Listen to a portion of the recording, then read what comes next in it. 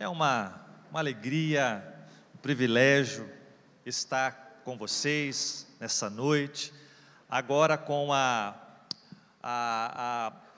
já a pandemia dando os seus sinais de que está sendo vencida, glórias a Deus por isso. Nós vamos retomando os cultos, retomando também essas oportunidades de servir o corpo de Cristo, de se deslocar, de conhecer novos irmãos, novas igrejas, de ministrar a palavra de Deus. É uma grande alegria estar com os irmãos nessa noite. Eu me chamo Marcelo Neves, virá um outro Marcelo amanhã aqui, lá da Alcance também, e se tivesse uma terceira oportunidade, a gente arrumaria um outro Marcelo, tem bastante Marcelo lá, ali em Curitiba, estamos servindo ali. Nós participamos da comunidade Alcance já há mais de 10 anos, há 12 anos, mas nós éramos pastores na comunidade Alcance lá de Maringá, no norte do Paraná. Estivemos ali por 10 anos e em determinado momento o Senhor nos transicionou, nos trouxe a Curitiba, numa movimentação muito preciosa, muito especial que o Senhor promoveu nas nossas vidas, na nossa família. Nós não transicionamos ali para já pastorear em Curitiba, mas para entender qual era o novo tempo que Deus tinha para as nossas vidas, e foi se dirigindo novamente, então, confirmado ali o chamado ministerial, e fomos então reconhecidos no ministério ali. Estamos já há um ano praticamente participando da equipe pastoral, Nós fomos ordenados exatamente no mesmo dia em que o nosso querido pastor Francisco faleceu. Ele que também cuidava de nós, de mim, da minha família, da minha esposa, que eu já vou apresentar. Ele nos discipulou nesse processo de transição, foi muito precioso, Mas o Senhor entendeu e ele foi um dos grandes incentivadores e grandes agentes do céu na condução desse processo, e ajudando tanto a nós quanto a igreja a entender qual era o lugar que o Senhor tinha para nós ali. Ele estava muito feliz, ele estava assim, muito consciente de que essa era uma direção que Deus tinha, Mas exatamente no mesmo dia em que nós fomos ordenados, o Senhor o recolheu. Ele tem feito muita falta, mas deixou um legado muito especial. Ele é sempre lembrado, e ele é sempre ali honrado através das nossas vidas, Nós realmente tememos, e nós somos gratos a Deus, e carregamos um legado muito especial, muito forte, Eu estou aqui acompanhado hoje da minha esposa, a pastora Heloísa. Os amigos podem chamá-la de Elô, fiquem à vontade. Ela está me acompanhando. É sempre muito especial quando você pode estar com a sua esposa, servindo o corpo de Cristo. Nós somos pais de 2 filhos, a Sara com 14 anos, o Davi com 10, eles precisaram ficar, Amanhã de manhã, 8 horas da manhã, encosta um caminhão na frente de casa, nós vamos mudar de casa, Então, nós não achamos nossos filhos, eles estavam perdidos no meio das caixas, A gente sabe que está ali em algum lugar, mas quando nós chegarmos, a gente provavelmente os encontra. Brincadeira, a gente sabe onde eles estão, mas que a casa está cheia de caixa, ela está. Amém? Eu quero fazer ainda mais uma oração, pedir graça, direção, instrução de Deus, abençoar a sua vida, e que o Senhor prepare os nossos corações para a sua palavra, para a medida e para a porção que o Senhor tem para as nossas vidas. Feche os seus olhos onde você está, sentado mesmo. Senhor, eis diante de nós a Tua palavra, eis diante de nós a Tua igreja, eis diante de nós o Teu servo. Pai, tudo aqui pertence a Ti, tudo aqui é para a Sua glória, tudo aqui precisa acontecer de acordo com a Tua vontade, pois Tu és o Senhor de todos que estamos aqui. Por isso, Senhor, o que vai ser dito, o que vai ser compreendido, que haja unção, revelação, graça, autoridade do Teu Espírito, em nome de Jesus, amém, glórias a Deus. Queridos, quando eu estava meditando a respeito desse tempo que teríamos aqui, né? Eu estava inclusive ali olhando para o cartaz que foi feito, a arte que foi feita, né? Dizendo de um tempo realmente de despertamento, e esse tema, ele trouxe assim alegria para o meu coração, porque é isso que a igreja está vivendo nesse exato momento, né? Um despertamento, perceber nesse tempo aí da pandemia e de tudo o que aconteceu, a capacidade que a igreja tem e tem tido, né? De se mostrar atuante, de se mostrar, de se reinventar, de responder e de corresponder a tudo o que está acontecendo, né? Eu olho para tudo que temos vivido e olho para a igreja, e a nossa experiência como igreja é de perceber que a igreja se fortaleceu, é de perceber que a igreja se mostrou importante, que ela se mostrou necessária nesse tempo. Nós, como vocês, sofremos muito, perdemos pessoas, né? Mas a igreja, ela não esteve assim perdida nesses tempos, mas ela esteve ali como um lugar de segurança, um lugar de renovo, um lugar de força, né? E agora, quando nós estamos retomando, às vezes as pessoas, elas chegam até nós e falam: e aí, como foi o tempo da pandemia? A igreja cresceu, a igreja diminuiu, perderam pessoas, que balanço vocês fazem? A resposta que nós damos nesse momento é: não sabemos ainda. Quando o povo retornar, quando o povo todo retornar, nós vamos ter uma noção melhor, né? De onde estão as pessoas, por mais que nós estejamos sempre muito atentos, muito ligados às pessoas, mas a grande verdade é que este é um tempo de recomeço, é um tempo de reinício, e a nossa vida, ela é marcada por recomeços. O detalhe, o que muitas vezes nós lidamos mal, é que começos são empolgantes, começos são novidade, começos eles colocam diante de nós, né, perspectivas, sonhos, visões, mas recomeços não necessariamente. Muitas vezes o recomeço, ele tem um sabor meio agridoce, aquela sensação de que nós estamos retomando ou estamos voltando a algumas casas, como naqueles jogos de tabuleiro em que você está animado, está empolgado, está ganhando, e de repente você cai numa casa, você tira uma carta do jogo que diz: volte 10 casas, e aí você é ultrapassado por uma série de pessoas e tem que recomeçar. E recomeçar, às vezes, gera esse sentimento de: poxa, parece que eu não estou saindo do lugar. Como eu disse, nós vivemos esta experiência, eu e minha família, há alguns anos atrás, há 10 anos, pastoreando uma igreja. Num dado momento o Senhor diz: eu quero tirá-los desse lugar. E aí nós dissemos: amém, Senhor, nós estamos aqui para obedecer. Para onde o Senhor vai nos mandar? E Ele simplesmente disse: não vou dizer, eu só quero que vocês saiam. Eu falei: Senhor, eu não tenho vocação para Abraão, sai da sua terra, da sua parentela, e vai para uma terra que no meio do caminho eu te mostrarei. Eu falei: Senhor, eu tenho esposa, filhos, né? Não tenho vocação para esse. Eu preciso de algo mais, mas o Senhor, Ele falou: não, simplesmente vocês vão sair.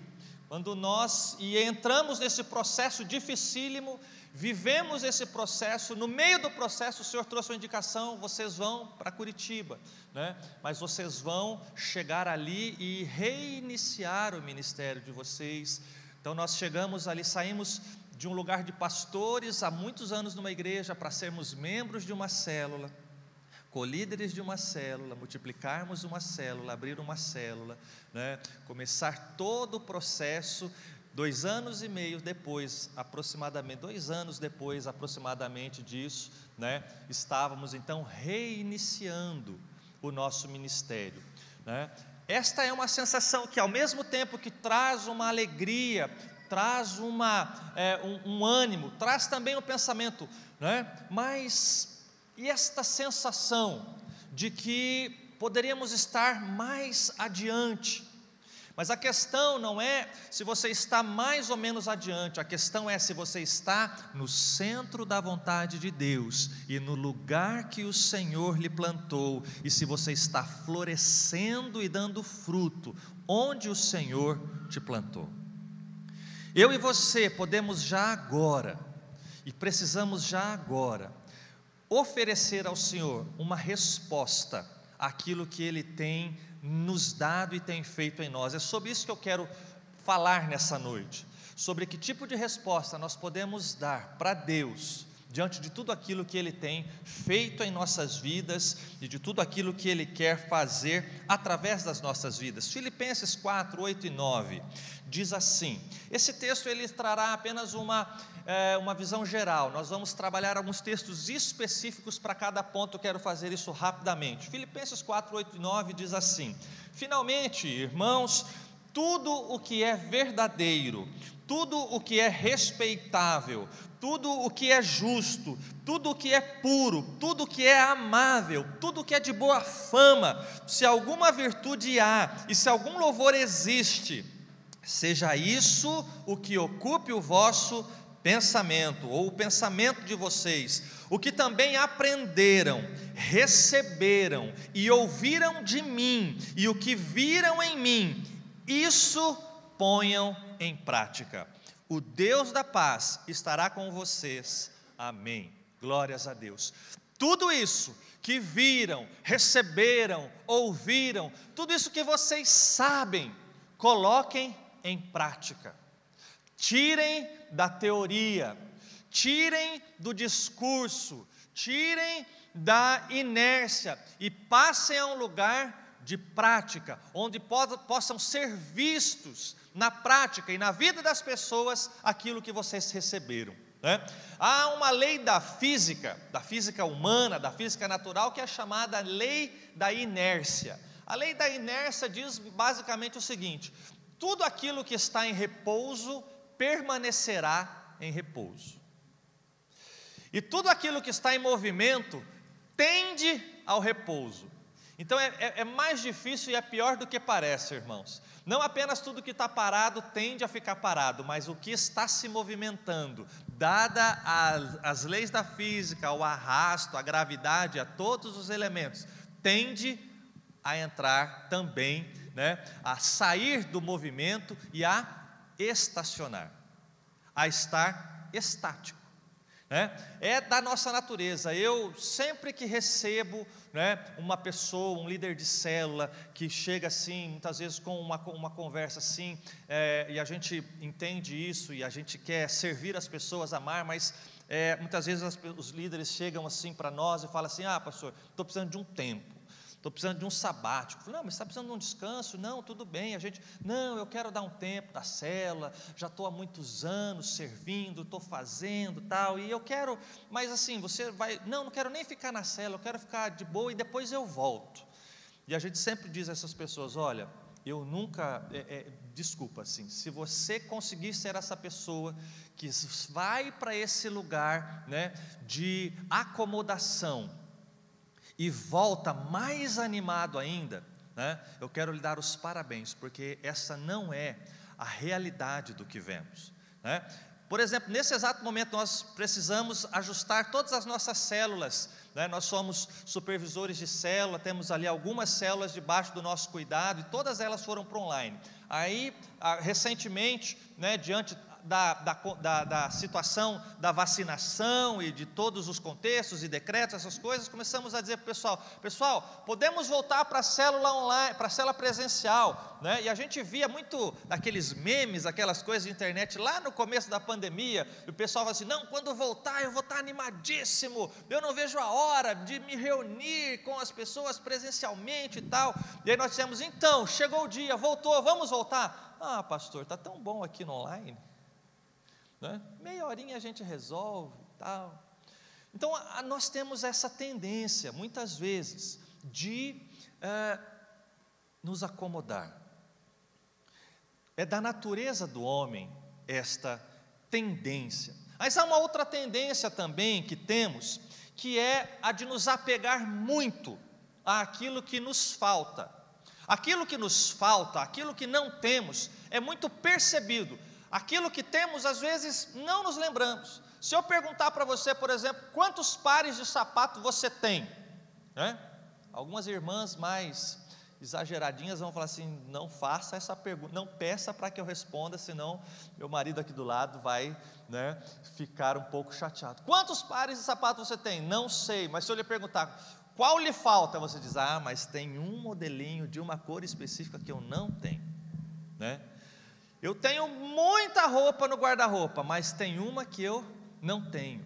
Isso, em uma boa medida, é até legal. Você olhar para aquilo que não tem, né, no sentido de se motivar e encontrar ânimo para crescer, para evoluir. É exatamente esse sentimento que muitas vezes nos leva. Você ali é mais jovem, né? Tem uma bicicleta, começa a trabalhar, aí você fala: não, eu quero crescer, uma bicicleta não é o suficiente, eu quero mais. Aí você compra uma moto, né? E aí você fica feliz com aquilo, mas você quer se casar, quer ter filhos, aí você diz: ah, eu preciso de um carro. E aí você procura, trabalha, financia, enfim, compra um carro simples muitas vezes, né? Na minha juventude, o primeiro carro de todo jovem era o Fusca, né? Um carrinho mais ou menos assim, simples. Aí você quer crescer, e esse sentimento que te faz evoluir, que te faz olhar para o que você tem e dizer: existe um lugar maior, existe um lugar melhor, e eu quero acessar, isso é bom. O problema é que hoje nós vivemos um contexto, uma sociedade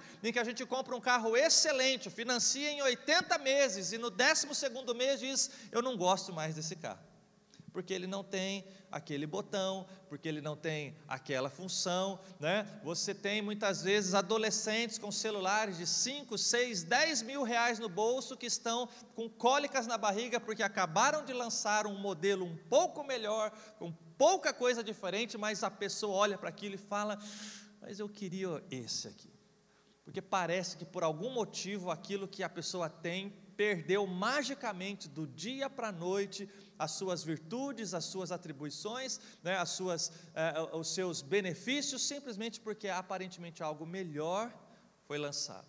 Então, a questão, queridos, não é que nós não podemos ou não devemos, né, almejar coisas maiores, que nós não podemos ou devemos almejar aquilo que nós não temos. O problema e a questão é que nós não podemos deixar de amar, de celebrar e de oferecer a Deus aquilo que já temos. A minha palavra para você nessa noite é: a partir do que você já tem, você já pode oferecer a Deus uma resposta. Você já tem dentro de você tudo aquilo que você precisa para dar 100% do que você já pode fazer. Porque muitas vezes nos escondemos e nos apegamos a coisas que não temos, na desculpa de que, se um dia passarmos a ter determinadas virtudes, a termos determinadas capacidades, aí então estaremos aptos a fazer alguma coisa, o que não é verdade. Quantas vezes eu chego numa pessoa incrível, né, numa célula, e falo assim: por que você não lidera uma célula? Eu vejo tanta virtude em você, você é uma pessoa hospitaleira, você é uma pessoa, né, que se importa, você é uma pessoa de oração, você deveria ser um líder de célula. A pessoa fala assim: ah, não, pastor, de jeito nenhum, porque eu não sei falar direito, né? Ou a resposta que é muitas vezes a resposta padrão: e se fizerem uma pergunta que eu não sei a resposta? Eu falei: é fácil, você vai dizer assim: não sei. Não, pastor, não é assim que funciona. Eu falei assim: você acha que vão fazer que tipo de pergunta para você? Você acha que as pessoas vêm aqui, o camarada, eu falo assim para o líder, o camarada estava no domingo sentado ouvindo Luciano Subirá pregar. O problema da pessoa aqui, meu irmão, fica tranquilo, o problema dela não é falta de pregação. Ela não vem aqui para ouvir uma pregação melhor que a do Subirá ou pior que a do Subirá. Ela vem aqui porque ela quer ter um casamento como o teu, porque ela quer saber como que você conduz os seus filhos, porque ela quer saber como é que você conduz, como é que você é feliz tendo às vezes menos dinheiro que ela. Ela está aqui para olhar para a sua vida e dizer, e para olhar para você e dizer assim, me ensina a fazer o que você faz. Não se trata de pregação, você já pode fazer. Você acredita, pastor? Acredito. E são grandes líderes que se levantam. Quando você leva a pessoa a olhar, veja, mas eu não tenho teologia, mas você tem um casamento abençoado, e numa célula a pessoa precisa mais de um exemplo de um bom casamento do que um teólogo. O teólogo a gente resolve, o exemplo do bom casamento é mais difícil. Você já tem, meu irmão, você já tem, minha irmã, um depósito de Deus, você já tem coisas, você já tem, e nós vamos olhar exatamente para pelo menos 3 ou 4, a depender do tempo aqui, coisas que você já tem, que Deus já lhe deu, e que já podem ser colocadas a serviço do reino de Deus. Vamos lá? Você está feliz? Glória a Deus. Querido, vai ser uma crescente, será uma campanha, 3 dias de palavras abençoadas, vai ser uma crescente. Então a de hoje é a pior, fica tranquilo, amanhã melhora, e na terça com Eclis melhora ainda mais, tá? Então assim, hoje não foi lá essas coisas, fica tranquila, porque é para ir melhorando, sim, porque, né, se começa muito bom, aí no outro dia fala, não, então fica tranquilo, tá bom? Marcelo Bonfim vem amanhã, vai ser uma bênção. Vamos lá, eu quero ler Êxodo 4, 1 e 2, que diz assim: então respondeu Moisés e disse a quem? A Deus, você sabe, eis que não me crerão, nem ouvirão a minha voz, porque dirão, o Senhor te apareceu, e o Senhor disse-lhe, que é isso na tua mão? Ele disse, uma vara. Você sabe, este é um pequeno fragmento, né, de uma conversa longa que Moisés estava tendo com o próprio Deus.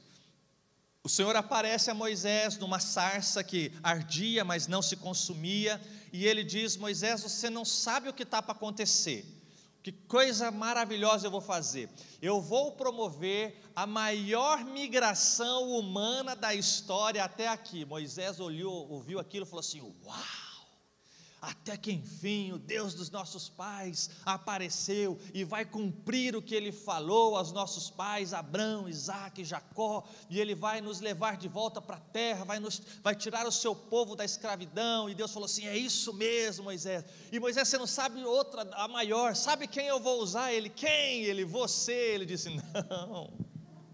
não vai não. E aí ele começa, né, a tentar provar para Deus que ele não era a pessoa adequada. Ele diz, mas eu não sei isso, mas eu resolvo isso, mas eu não sei falar. E ele falou assim, mas o teu irmão sabe falar. E ele começa então, Moisés, e essa parece já é uma instrução que eu quero, né, já fica a dica para todos nós aqui nessa noite. Parece que quando a gente tenta ficar provando demais para Deus que ele está errado, chega uma hora que ele se irrita. Até que ele olha, e basicamente ele diz o seguinte, Moisés, eu preciso, não das suas capacidades, eu conheço exatamente todas as suas virtudes e as suas limitações. O que é isso na sua mão? Ele disse, uma vara. E sabe o que significa vara? Vara significa autoridade. E autoridade, segundo a Bíblia, ela não é um cargo, ela não é um poder, ela não é um valor. Autoridade na Bíblia é um valor de caráter, é um valor de vida espiritual. Moisés, eu preciso de um exemplo, eu preciso de um modelo, e isso você já é. Quando eu e você temos autoridade, quando eu e você temos uma vara em nossas mãos, isso nos habilita a sermos usados por Deus para tocar a vida de outras pessoas.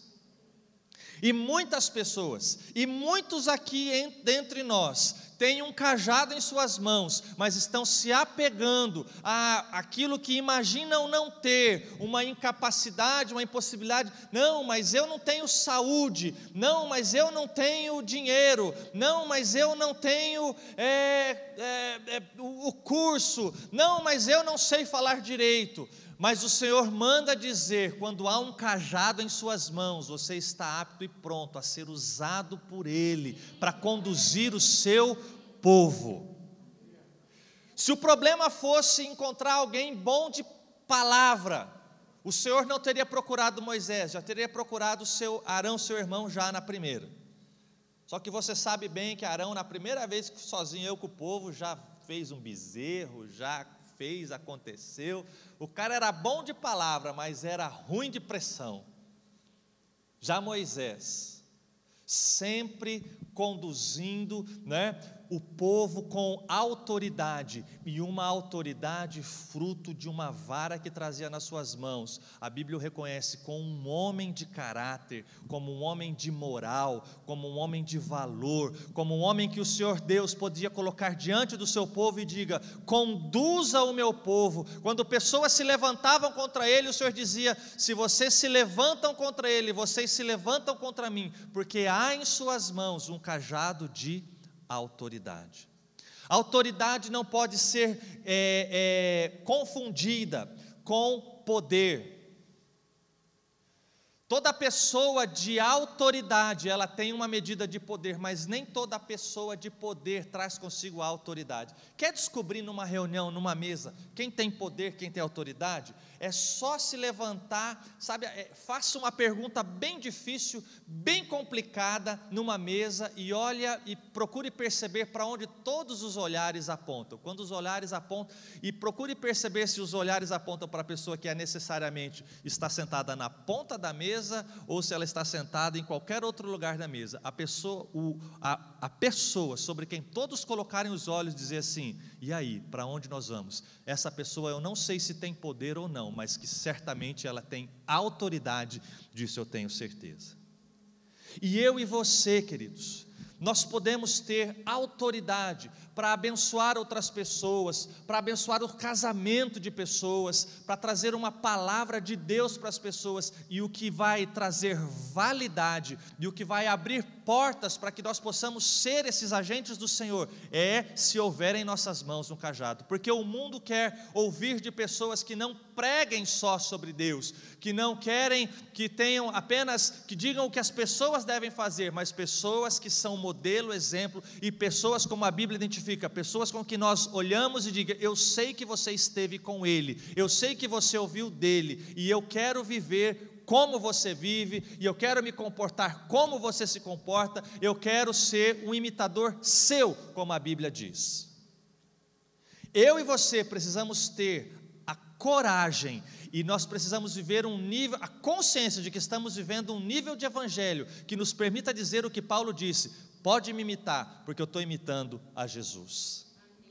Quando eu e você temos autoridade, eu e você temos já condições a nos colocarmos nas mãos do Senhor e sermos usados por Ele. Às vezes as pessoas dizem assim: mas não me reconhecem, não me dão valor, eu estou aqui nesse lugar, mas ninguém me obedece. Às vezes os pais dizem assim: eu falo, eu falando e ninguém é a mesma coisa. Queridos, às vezes esse tipo de situação pode ser um aviso ou um lembrete de que nós precisamos buscar um cajado que está caído e trazer de volta.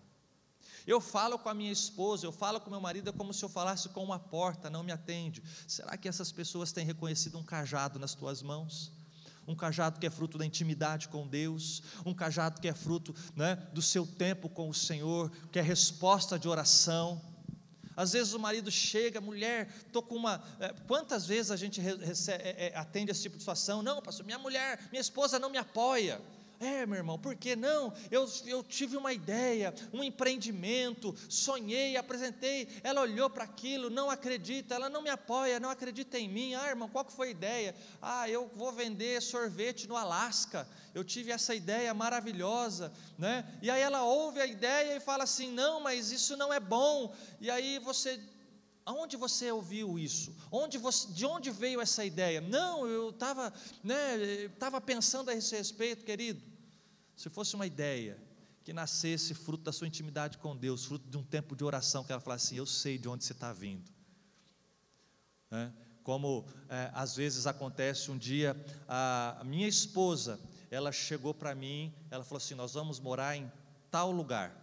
Era um lugar que hoje nós moramos. Eu olhei, eu ouvi aquilo assim, eu falei assim, está doida, não temos condição, não temos recurso. Eu falei, por que você está dizendo isso? Ela falou assim, eu estou orando há muito tempo, e agora eu tenho convicção no meu coração, e eu ouvi do Senhor, que esse é o caminho, que essa é a direção que nós temos. Eu falei, então é para lá que nós vamos, porque eu percebo um cajado, porque eu percebo autoridade no que você está me falando, porque eu percebo que você está me repassando um recado que você ouviu do próprio Deus. Quer ser respeitado pelas pessoas, quer ser apreciado pelas pessoas, quer ser honrado pelas pessoas, que elas vejam um cajado de autoridade do Senhor nas tuas mãos. Seja um homem íntegro, seja uma mulher de palavra, seja um homem que não deva nada a ninguém, seja uma mulher reconhecida não apenas pelos seus atributos naturais, mas pelos seus atributos espirituais. Quando eu e você temos um cajado nas mãos, nós já podemos fazer algo para o Senhor. Então eu não estou aqui te perguntando quanto você ganha por mês, quantos idiomas você fala, não estou aqui perguntando nada destas coisas, eu estou aqui perguntando para você, há um cajado do Senhor nas tuas mãos? Porque se há, comece a trabalhar para Deus, porque você já tem aquilo que as pessoas mais precisam. Amém? Glórias a Deus. E só para fechar esse primeiro ponto, foi com esse cajado que em Êxodo 14, 15 e 16 a Bíblia registra, então o Senhor disse a Moisés, por que você está clamando a mim?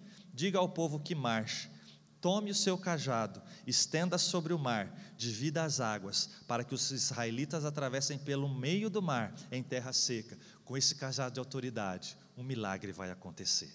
Aleluia. Seguindo, outra coisa, agora eu quero ler 2 Reis 4, 1 e 2, que diz, certo dia, a viúva de um dos membros do grupo dos profetas foi pedir ajuda a Eliseu. Meu marido que o servia morreu, e o Senhor sabe que ele temia o Senhor. Agora veio um credor que ameaça levar meus 2 filhos como escravos. O que posso fazer para ajudá-la? Perguntou Eliseu. Diga-me, olha a pergunta, o que você tem em casa?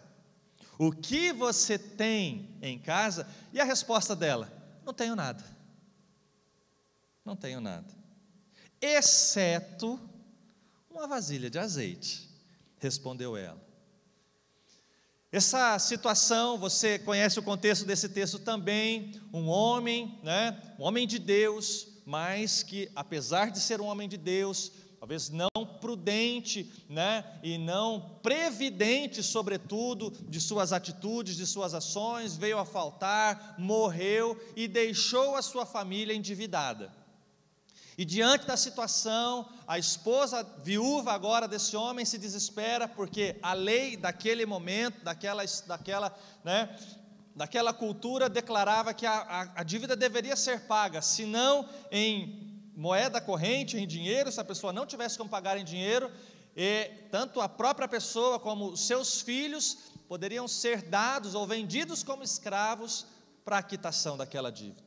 E isso obviamente que desesperou o coração dessa mãe, que entendendo quem era Deus e o Deus que o seu esposo serviu, procura então Eliseu e conta essa história que você conhece. Mas veja, queridos, algo que você e eu precisamos, em nome de Jesus, de tudo que eu vou falar aqui, que eu mais desejo é que você grave isso. O Senhor vai fazer nas nossas vidas um milagre, a partir daquilo que nós temos, e não a partir daquilo que nós não temos. E é por isso que ele pergunta, o que você tem? Me dá matéria-prima, me dá alguma coisa para eu fazer um milagre. Eu falei assim, não tem nada, porque veja, como é que funciona uma oração? Uma oração, muitas vezes, é uma choração só.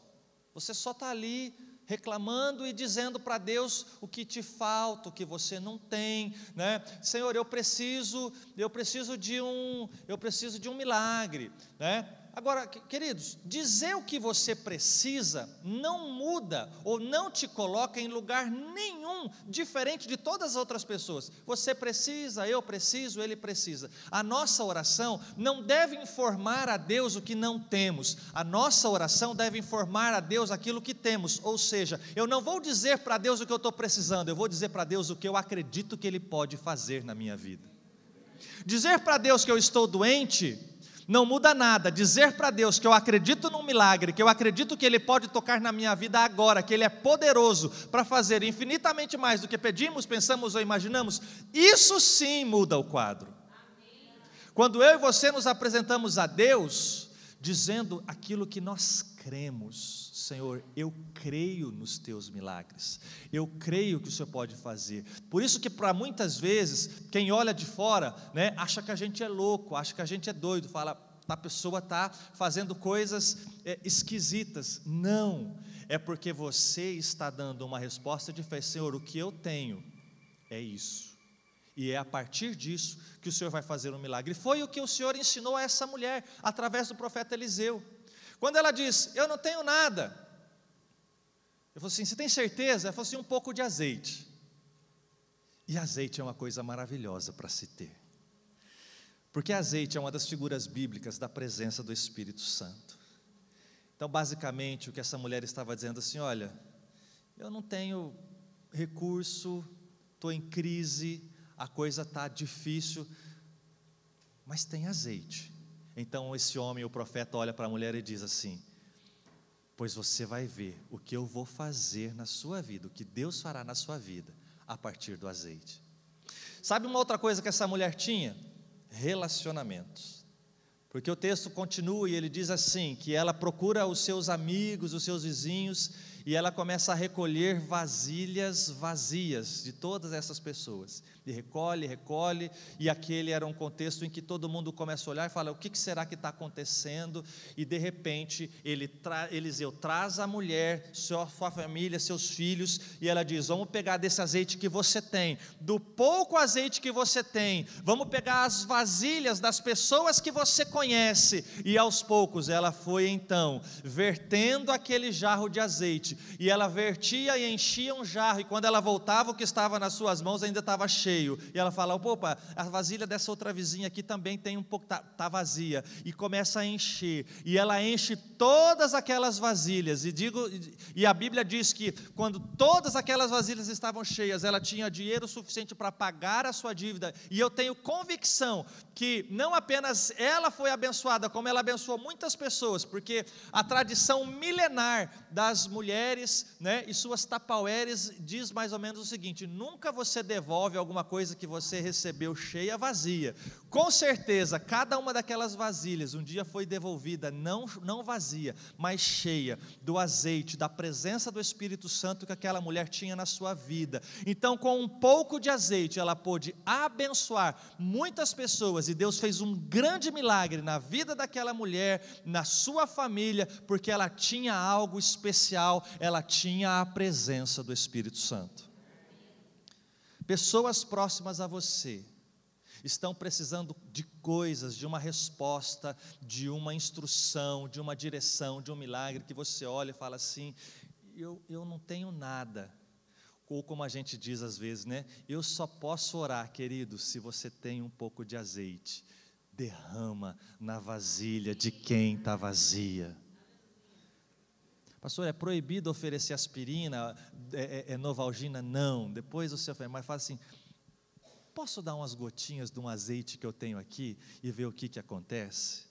E eu quero profetizar que você verá um grande milagre, de um pouco de azeite, se tornando em muito azeite e abençoando muitas pessoas.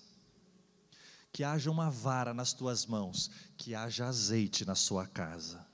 Se tiver azeite na sua casa, seus filhos terão provisão, sua casa terá provisão, teus vizinhos, teus familiares, teus parentes verão a provisão. Mas era só um pouco de azeite, mas foi colocado na mão dos profetas, foi colocado nas mãos de Deus. Querido, você não precisa ter já um barril de azeite, talvez tenha pouco, coloca nas mãos de Deus, Ele quer usar através da sua vida. Nós estamos aqui para falar de coisas, pastor, mas é só isso? É só isso, querido. Já dá para fazer. Você já sabe, você conhece alguma oração, você sabe orar um pouquinho que seja, já é azeite que dá para derramar. Já é azeite, já é um milagre que Deus, porque quem tem vasilha vazia, tem vasilha para nada. E eu e você podemos encher a vasilha de muitas pessoas que estão padecendo. E essas pessoas, elas precisam saber que Deus pode usar pessoas como eu e como você para sermos bênção. Querido, a bênção do Senhor, ela só é bênção de verdade quando ela não é apenas restrita ou adstrita à minha necessidade, à sua necessidade, mas quando nós não somos apenas pessoas abençoadas, mas quando nós nos tornamos abençoadores. Querido, oferecer ao outro não é possibilidade, é essência, é caráter. Sabe por quê? Às vezes as pessoas dizem assim: não, o dia que eu ganhar na Mega Sena, eu vou ajudar tanta gente. E não dá um copo d'água hoje, não vai ajudar nada. A cultura do dar, do oferecer, do derramar, do dividir, ela precisa ocupar o nosso coração, e nós precisamos nos apegar, e nós precisamos nos incomodar, se ela não estiver presente, se percebermos que nós não estamos vivendo esse coração, esse tipo de atitude, esse tipo de vida cristã. Em nome de Jesus, eu quero declarar sobre a sua vida, que o azeite que está sobre você, sobre a sua casa, será derramado não apenas na sua casa, mas na vida daqueles que estão próximos a você. E Deus pode fazer uma grande obra. Veja o nível desse milagre, queridos. O que é que o Senhor fez? Ah, eu não tenho nada. Você tem certeza? Tem. Tem azeite? Tem fé? Ah, mas a fé é pouquinha. Querido, a Bíblia já falou, uma fé pouquinha pode se transformar numa grande árvore, que dá muito fruto, que recebe muita vida, que recebe muitos pássaros. Se você tem azeite, e você tem azeite, porque nesta casa, deste altar, desse púlpito, tem fluído das vasilhas dos seus pastores, elas têm alcançado a sua vida, e que ela encha a sua vida, e que você encha outras, e que esta igreja, e que esta cidade perceba, seus amigos, seus parentes percebam, eu tenho o privilégio de conhecer alguém que tem azeite, eu tenho emprestado as minhas vasilhas, e eu tenho sido abençoado, em nome de Jesus. Mas muitas vezes, querido, o que nos impede, que hora eu comecei? Como diz meu pastor Luciano, quem me dá mais 5 minutos? Aí o pessoal vai levantando, 5, 10, 15, 20, ok, tá bom. Mas vamos lá, o último. Porque muitas vezes, irmãos, o nosso problema não é não reconhecer que temos algo, ou que podemos, mas é a nossa indisposição de oferecer a Deus. E eu quero ler com você o Evangelho de João, capítulo 6, dos versos 5 a 9, uma das passagens mais conhecidas da Bíblia, que diz assim: Então Jesus, erguendo os olhos e vendo grande multidão, vinha ter com ele. Disse a Felipe: Onde compraremos pães para lhes dar de comer? Respondeu-lhe Felipe: Não lhes bastariam 200 denários de pão, para receber cada um só pedaço. Um dos seus discípulos, chamado André, irmão de Simão Pedro, informou a Jesus: Tem aí um rapaz que tem 5 pães de cevada e 2 peixinhos. Mas que é isso para tanta gente? Você conhece bem esse texto. Jesus, uma grande multidão o seguia, né, já há alguns dias, talvez 2 dias, 3 dias de caminhada, e ele propositadamente não parou, mas ele ia andando de cidade em cidade, mas o povo não ia ficando para trás, o povo só ia se acumulando, se aglomerando, né, e uma grande multidão estava formada, e todos eles famintos, porque estavam numa região erma, mas havia uma questão, mesmo que fosse numa cidade, era muita gente, e havia um dilema enorme aqui, mas o próprio Jesus provoca seus discípulos, diz, viu, precisa dar comida para o povo, e aí a resposta foi, você está de brincadeira, né, Jesus? Porque assim, temos 2 problemas, assim, de partida. Primeiro, precisaria de uma fortuna, 200 denários seria o equivalente a 200 dias de trabalho, né? Então, quem tem 200 denários sobrando para comprar pão? Mas se tivesse o dinheiro, teria um outro problema, não tem nem padaria para fazer pão para tanta gente. E agora? Eu preciso alimentar essa multidão. Aí, um deles chega, né, André, chega ali diante de Jesus e fala, ó, dinheiro não tem, padaria não tem, tem um menino, porque adolescente, né, adolescente sempre tem comida com ele, né, falou, ó, o menino tem o que ele tem? Ele tem uma lancheira, ele tem a sua lancheira tem, né, 5 pães e 2 peixinhos, uma bela lancheira, digna de um adolescente, né, e aí, a pergunta que veio, porque o problema, gente, o problema não é quando você, às vezes a gente fala assim, né, eu não sou muito bom, não sou muito capaz nisso, aí assim, muitas vezes a gente fala isso, meio que para cavar um elogio, não, que é isso, né, a irmã que estava aqui, irmã, você canta muito bem, você chega e fala assim, não, que é isso, né, não canto lá essas coisas, né, mas a gente sabe que canta, o duro é quando a pessoa fala assim, pois é, eu não canto muito bem, aí o povo todo fala, não, realmente, você não canta nada, sabe, o duro não é quando você não tem, é quando todo mundo reconhece, fala assim, ó, é ruim mesmo, sabe, né, sabe quando o marido dá uma arrumadinha na casa, fala assim, ou prepara o almoço, fala assim, então, querido, sabe que assim, não está muito bom, aí a mulher experimenta e fala assim, não, realmente, não tá bom não, né, o menino fala assim, pessoal, era só aquilo, e todo mundo olhou e falou assim, e concordamos todos, que isso que ele tem, é nada, é muito pouco, só tem um detalhe aqui, querido, era pouco aos olhos dos discípulos, porque aos olhos do menino, era tudo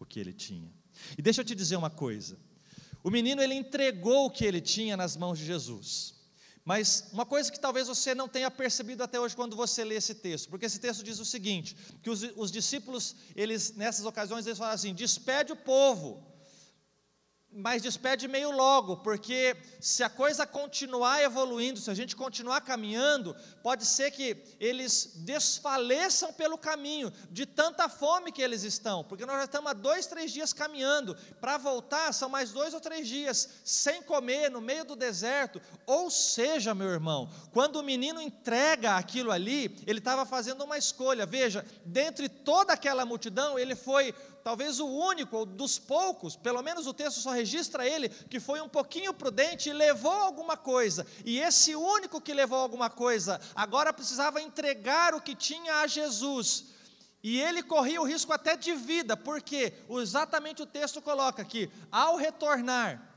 eles poderiam desmaiar pelo caminho, então alguém que tinha algo, que trouxe para si, teve a coragem de colocar e oferecer ao Senhor. Quando eu digo para você que a diferença muitas vezes entre o Senhor fazer algo em nossas vidas ou não, não está no fato de reconhecermos se aquilo que temos, que realmente é de Deus, é algo que Deus pode usar, mas é muitas vezes a nossa indisposição de oferecer e de colocar nas mãos de Deus. Esse jovem, quando ele teve a coragem e a disposição de dizer, Senhor, é tudo o que eu tenho, é só o que eu tenho, mas é tudo o que eu tenho, Jesus pega aquilo para si, e com aquilo que o menino oferece, ele faz e executa e realiza um dos maiores milagres que a Bíblia já registrou, fruto da disposição de alguém que tinha pouco, mas olhou para Jesus e falou, é pouco, mas na tua mão eu sei que pode virar muito. O teu pouco nas mãos de Jesus vira muito, meu irmão. O teu pouco talento, a tua pouca impressão, sabe, nas mãos de Jesus. Deixa eu dizer uma coisa, ei, meu irmão, minha irmã, o pouco que você sabe, nas mãos de Jesus, alimenta muita gente.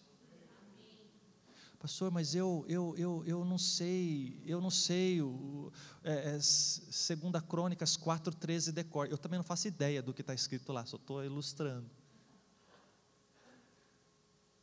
Mas o pouco que você tem, coloca nas mãos de Jesus. Olha, pastor, eu sei segurar uma criança no colo. Jesus vai alimentar uma multidão no ministério infantil através da sua vida. Pastor, eu posso cuidar de carro. Jesus vai alimentar uma multidão usando a tua vida aqui no estacionamento. Pastor, eu só sei varrer o chão. Jesus vai alimentar uma multidão usando a sua vida. Mas a diferença, querido, muitas vezes, sabe, tem tanta gente boa sentada, tem tanta gente com tanta capacidade sentada, e tem tanta gente com tão pouquinho, mas com a coragem de pôr nas mãos de Deus, e Deus tem alimentado uma multidão, através da vida dessas pessoas. Se coloque em pé, porque eu quero orar com você. E como você sabe que eu sou da Alcance, sempre que a gente coloca em pé, a gente tem que na sequência falar, fica em pé para parecer que está acabando, porque eu quero finalizar lembrando para você de uma história bíblica, antes de nós orarmos. Pode vir, querido. Que está registrada em Atos 3, de 1 a 6. Ouça rapidinho o que está escrito aqui. Diz assim: Pedro e João estavam se dirigindo ao templo para a oração das 3 horas da tarde. Estava sendo levado um homem coxo, de nascença, que diariamente era colocado à porta do templo, chamada Formosa, para pedir esmolas aos que entravam. Quando ele viu Pedro e João, que iam entrar no templo, pediu que lhe dessem uma esmola. Pedro, fitando os olhos, juntamente com João, disse: olha para nós. Ele os olhava atentamente, esperando receber alguma coisa. Pedro, porém, lhe disse: não possuo. Lembra que eu falei aqui, nós estamos desde o início falando aqui, olha para o que você tem, não olha para o que você não tem. Ele está dizendo aqui, eu não tenho ouro, eu não tenho prata, eu tenho uma coisa, e isso eu lhe dou em nome de Jesus, o Nazareno. Levanta e anda. Queridos, sabe o que definiu esse milagre? Sabe por que esse milagre aconteceu? Exatamente porque esses 2 discípulos não tinham aquilo que aquele homem achava que precisava. Deixa eu contar a história, parafrasear esse texto, colocando algumas moedas de prata no bolso do profeta, dos apóstolos, dos discípulos. Eu vou recontar a história. Pedro e João chegaram ao templo, passaram pela porta chamada Formosa e havia um coxo. O coxo, ao avistar os discípulos, lhes pede: me deem uma esmola. Movidos de compaixão e amor, olhando para o coxo, João tira do seu bolso uma moeda e entrega nas mãos do coxo e diz: Deus te abençoe. E entra na igreja e vai adorar a Deus, e o coxo volta para o seu canto e continua coxo. E na semana seguinte, o coxo, quando vê os 2 voltando ao templo, pensa no seu coração: aqueles 2 homens bondosos e amorosos estão voltando, talvez hoje tenham mais uma moeda. E esse ciclo continuaria e continuaria e continuaria. Mas sabe por que o milagre aconteceu? Porque eles não tinham moeda, mas eles sabiam que, apesar de não ter moeda, eles sabiam que tinham uma coisa dentro deles, a unção do Espírito Santo. E o poder do Espírito Santo diz: dinheiro eu não tenho, esse problema eu não te resolvo, mas o que eu tenho eu resolvo. Levanta e anda em nome de Jesus. Ah, queridos, o que é que você não tem? Eu não sei, mas talvez o próprio Deus, talvez o próprio Deus tenha sido quem tenha retirado ou permitido que você não tivesse exatamente isso que você se ressente de não ter, para que você tenha aquilo que Ele realmente quer que você tenha: seu poder, sua unção, sua autoridade. A Bíblia diz que com a mesma consolação que fomos consolados, nós consolaremos a outros. Eu já perdi a conta dos testemunhos de pessoas que não tiveram paz, de pessoas que foram abusadas, que hoje dizem assim: eu não tive uma família como a sua, eu não tive uma vida como a sua, eu não tive uma história como a sua, mas eu tive uma coisa: um dia eu tive encontro com Deus, e isso eu tenho. Por isso hoje eu posso dizer para você que o seu casamento seja abençoado, que as suas emoções sejam saradas, porque eu não tenho o que você acha que eu preciso, que você acha que você precisa, mas eu tenho algo melhor do que você precisa. Em nome de Jesus, em qualquer área da sua vida, levanta e anda. A minha oração nesta hora é que o Espírito Santo te lembre, não do que você não tem, porque o que você não tem você já sabe, mas o que você já tem. Que levanta e anda você já pode dizer na vida do seu próximo. Que levanta e anda você já pode dizer na vida do seu cônjuge. Que levanta e anda você já pode dizer na vida dos seus amigos. Que levanta e anda em nome de Jesus. Eu não tenho ouro, eu não tenho prata, mas eu saí das drogas e eu posso ministrar isso na sua vida. Eu não tenho o dinheiro que você acha que você precisa, mas o meu casamento foi restaurado. Por isso que levante e anda o seu casamento em nome de Jesus. Queridos, se estamos falando de despertamento, estamos falando de uma resposta. Seus pastores, essa casa está sonhando um tempo de despertamento, e o tempo de despertamento começa quando nós paramos de nos ressentir, de chorar, de lamentar por aquilo que aparentemente não temos, e nos esquecemos de celebrar que nós já temos tudo o que nós precisamos, porque se temos a unção, o poder, a revelação, o amor, a graça de Jesus em nossas vidas, nós já podemos ser uma bênção na vida daqueles que estão próximos a nós. Feche os seus olhos. Pai, em nome de Jesus, Deus, obrigado, Senhor, porque cajados de autoridade estão sendo arrancados do chão, e homens e mulheres nessa noite se levantam dizendo: eu sei o que o Senhor fez na minha vida, eu me posiciono com um caráter, eu me posiciono hoje. Se fui desprezado, se vivi um nível de um tipo de vida que permitiu que as pessoas olhassem para mim e me desprezassem, porque eu vivo mentira, porque eu vivo engano, hoje em nome de Jesus eu me reposiciono, e um cajado é colocado em minhas mãos, e eu quero me tornar alguém de autoridade, para ser usado pelo Senhor e conduzir outros. Deus, eu te louvo, porque há azeite na vida dos meus irmãos, há azeite nas vasilhas, nas casas, na vida de cada um aqui, e eu profetizo em nome de Jesus, o azeite multiplicando, jorrando e enchendo as vasilhas de muitas vidas vazias. Deus, que os 5 pães e pequenos 2 peixes, simples, mas que estão nas mãos dos meus irmãos, Deus, que haja coragem nessa noite para dizer: Senhor, é só o que eu tenho, mas eu tenho a coragem de te entregar, de te colocar em tuas mãos. E eu quero também profetizar que grandes multidões serão alimentadas pela nossa fé de confiar que Deus pode usar alguém tão pequeno, com o perdão da palavra, tão desprezível como eu e você. Deus pode, porque depende dEle, e a nossa função, o nosso papel é crer e é confiar que podemos colocar nas mãos deles aquilo que Ele colocou em nossas vidas. Deus, eu abençoo esta igreja.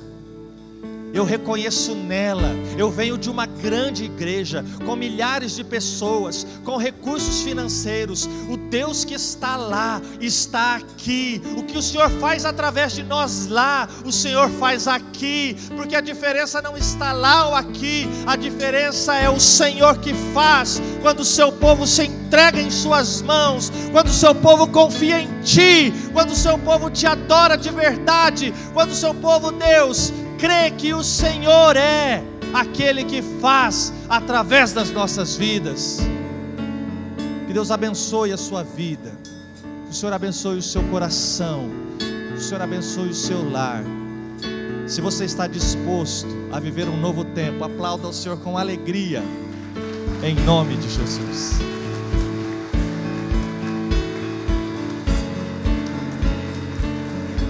Amém.